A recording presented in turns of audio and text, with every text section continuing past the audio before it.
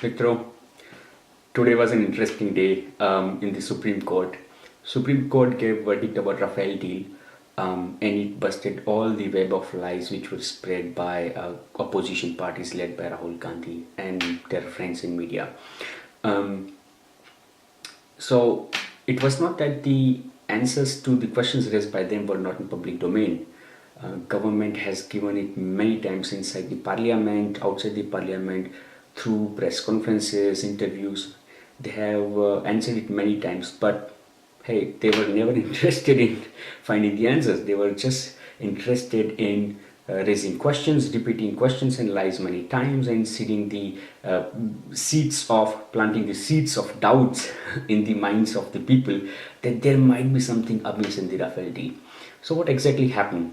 In the Supreme Court, there were 4 writ petitions were filed by 6 people, including Yashwant Sinha, Arun Shourie, and Prashant Bhushan. So Supreme Court then examined mainly 3 issues.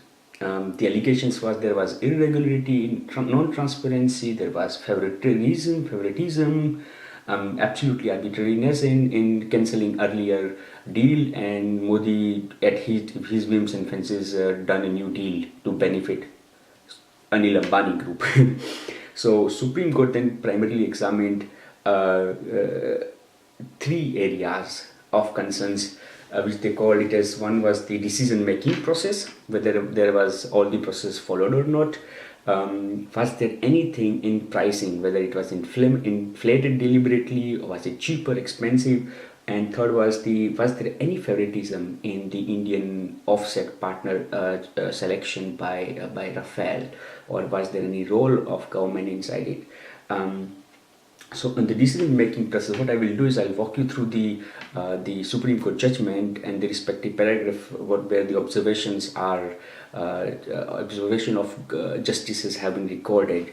So if you go into this judgment and go to paragraph number 18, which talks about the observations regarding decision making, and that paragraph 18 clearly says that the deal which Congress was negotiating was going nowhere. It has been remaining unresolved for mainly 2 reasons. One was that Hindustan Aeronautics was quoting 2.7 times the effort for manufacturing in India than what Dassault normally takes to manufacture in France. So their offer is 2.7 times more. And the second issue was Dassault said, if you are going to manufacture it, I will take the responsibility of only 18 aircraft, which I will give you in flyaway condition, and for remaining 108 aircraft, which is going to be manufactured by Hindustan Aeronautics, they have to take the responsibility of it. And these issues were pending for 3 years. They couldn't come to convergence and didn't go through. And this is what has court also observed in paragraph 18. And in paragraph 19, court says that the aforesaid issues are stated to have been unresolved for more than 3 years, and such delay is said to have impacted the cost of acquisition. So Supreme Court said the cost of acquisition was supposed to go up because with every year you have to account for inflation, and the cost is every year going up. At the same time, Supreme Court says that the adversaries of our country had already upgraded. They had inducted even 5th generation stealth aircraft, around 20 squadron. That means our adversaries had 300 aircrafts roughly in their air force, which are 2 level higher than our present version of aircraft. So they, in a way, what Supreme Court here said is that this is the reason why government had to then scrap the deal, which was going nowhere, and start afresh, which Modi had announced in the France. And here Supreme Court notes that all the procedures, the various meetings happened, approvals taken, everything was followed as per the Defense Procurement Procedure 2013. So Supreme Court says it very clearly in paragraph 19. With that one, Supreme Court settles the matter, says no, everything was followed, your allegations are unfounded, unsubstantiated allegations. Then Supreme Court goes into pricing, and in the pricing, if you go to paragraph 25, Supreme Court says that the material placed before us shows that the government has not disclosed pricing details other than the basic price of the aircraft even to the parliament, on the ground that it's a sensitive matter. And Supreme Court has said that despite this reluctance, government has placed those information in a sealed cover in the court. And it says that the pricing details, however, have been shared by government to the CAG, and the CAG report is examined by Public Accounts Committee of the Parliament. So then in the next paragraph 26, Supreme Court says that we have examined closely the price details and comparison of pricing details of basic aircraft of this deal with the earlier one. We have also gone through the explanatory note on the costing item wise.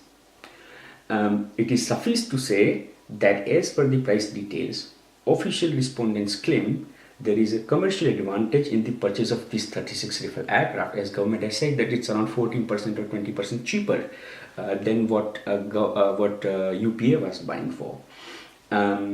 So the officials have claimed that there are certain better terms. Yeah. So, and then Supreme Court says we say no more in this matter, in this material, as it has to be kept in confidential domain. So Supreme Court says we have examined it, and we have looked into item-wise details also, and as per government depositions and many things, it seems to be of commercial advantage. So with this, they raised the matter of pricing also, which they were initially unwilling to go into. Then they come to the offset part, the third point, which was also there were favoritism allegations. And in paragraph 27, they clearly write that there are stated to be no offset obligations in the first 3 years. And offset obligations are to commence from October 2019 onwards. So since this deal was signed in September 2016, offset obligation starts beginning 2019. Paragraph 33, we do not find any substantial material on record to show that this is a case of commercial favoritism to any party by the Indian government, as the option to choose the offset partner does not rest with the Indian government.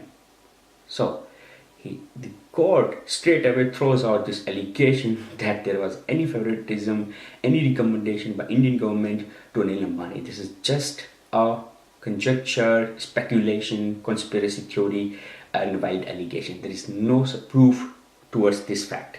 So what then Supreme Court eventually says in conclusion is that in view of our findings on all those three aspects, and having heard the matter in detail, we find no reason for any intervention by this court on the sensitive issue of purchase of 36 defense aircraft.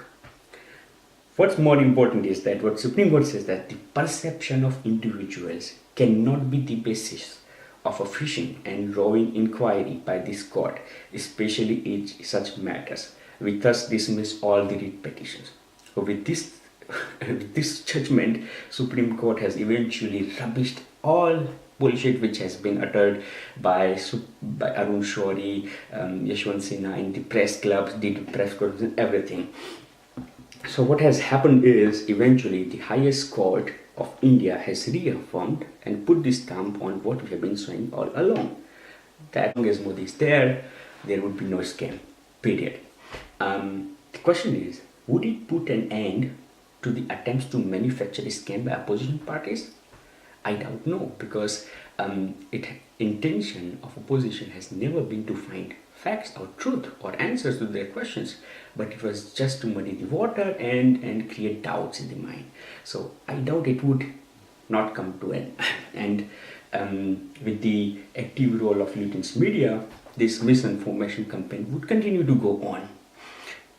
What you and me we could do is we could share the facts with the people. We share this with as many people as possible and explain them that what we have been saying all along, it has been only observed by Supreme Court also. So the more we share it, people would realize that how mentally and morally bankrupt Modi's opposition is. They have nothing to show, and it is indeed to credit of Modi that there is no scam under his watch in his government. There is no scam at all in last 4.5 years.